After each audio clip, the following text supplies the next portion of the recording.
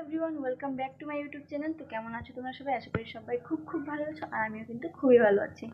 তোমাদের 5354 চ্যানেলে তোমাদের অনেক অনেক স্বাগত এবং ভালোবাসা। টাইটেল থাম্বনেল দেখে বুঝেই গেছো যে আমি কোন রিলেটেড ভিডিও বানাতে চলেছি।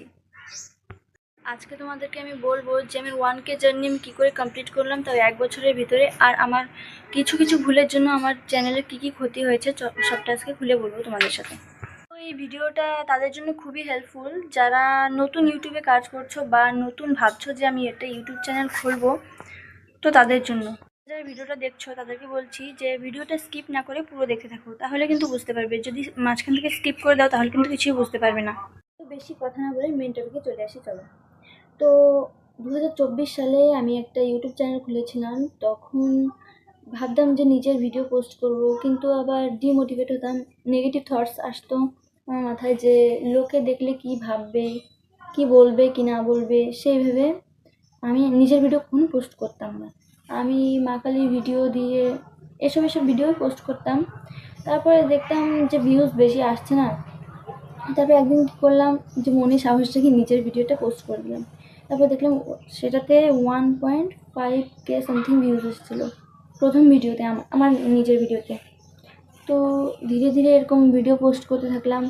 আর যখন আমি নতুন চ্যানেল খুলেছিলাম তখন সবাইকে লিঙ্ক পাঠিয়ে বলতাম যে আমাকে একটু সাবস্ক্রাইব করে দে। যারা নতুন নতুন ইউটিউবার আছে জানবে, সবাই এটাই করে। কিন্তু বিশ্বাস করো, এটা করে তুমি বেশিতে বেশি 100 সাবস্ক্রাইবারই গেন করতে পারবে, তার বেশি কিন্তু পারবে না। আর তার ভিতরে এরকম এরকম লোক আছে যে তোমাদেরকে বলবে যে হ্যাঁ করে দিয়েছি সাবস্ক্রাইব, কিন্তু তারা। আমি যখন নিজের ভিডিও পোস্ট করতে শুরু করলাম, তো যখন আমার মানে সাবস্ক্রাইবার 100 থেকে 300 হতে লাগলো, তারপরে দেখলাম মানে ভিউজ আসছিল না। কিছু কিছু ভিডিওতে 10টা 15টা ভিউজ এসেই বন্ধ হয়ে যাচ্ছিলো। তো আমি কী করলাম, সেই ভিডিওগুলো ডিলিট করে দিলাম। এটাই ছিল আমার মেন ভুল। এই কারণেই, এইসব কারণেই কিন্তু আমার চ্যানেলটা খুবই ড্যামেজ হয়ে গেছে। যারা আমার মতো নতুন ইউটিউবার আছো, তো তাদেরকে বলছি, ভিউজ আসুক বা না আসুক বা 0 ভিউজ আসুক, কিন্তু কখনোই ডিলিট করা যাবে না ভিডিও। যেহেতু আমার ভিডিওগুলো আমি সব ডিলিট করে দিয়েছিলাম, তাই জন্য কিন্তু আমার ওয়াচ টাইম পুরো 0 হয়ে গেছিলো। এই ভুলটা কিন্তু করা যাবেই না, যে ভিডিও ডিলিট করা যাবে না। আর ইউটিউবের কিছু গাইডলাইন্স আছে, সেগুলোকে আমাদেরকে মেনে চলতে হবে, তাহলেই কিন্তু আমাদের চ্যানেল মনিটাইজ হওয়ার সম্ভাবনা আছে। না হলে তো আমি ইউটিউবে এরকম করতাম যে 1 মাস 2 মাস পরে পরে একটা ভিডিও দিতাম, আর ভাবতাম যে আমার ভিউজ কেন আসছে না। তো না, এরকম করলে হবে না। যখন আমি কন্টিনিউয়াসলি ভিডিও পোস্ট করা শুরু করলাম, তখন দেখলাম না ধীরে ধীরে আমার সাবস্ক্রাইবারটা বেড়ে। মাঝখানে আবার কিছু কিছু লোক কমেন্ট করে এত দাদাভাইয়ের কমেন্ট শুনে তো আমি আর ভেবেছিলাম কখনো ভিডিওই বানাবো না। তো এরকমটা কিছুই না, যে লোক তো বলবেই, যা হোক। তো লোকের কথা কান দিলে হবে না।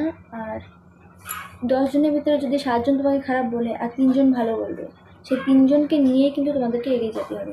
যারা নতুন ইউটিউবার আছে তাদেরকে বলছি যে ইউটিউবের গাইডলাইন্সকে মেনে, ইউটিউবের রুলকে মেনে তারপর ভিডিও পোস্ট করো, আর রেগুলার ভিডিও পোস্ট করতে থাকো। আর ভিডিও টাইমিংটা যেন সেম থাকে, তাহলে কিন্তু তোমাদের চ্যানেল মানে সাবস্ক্রাইবারটা খুব শীঘ্র। তো আশা করি আজকের ভিডিওটা তোমাদের কিছু হেল্পফুল হবে যারা নতুন ইউটিউবার আছো। তো আজকে এই পর্যন্ত আমার ভিডিওটা।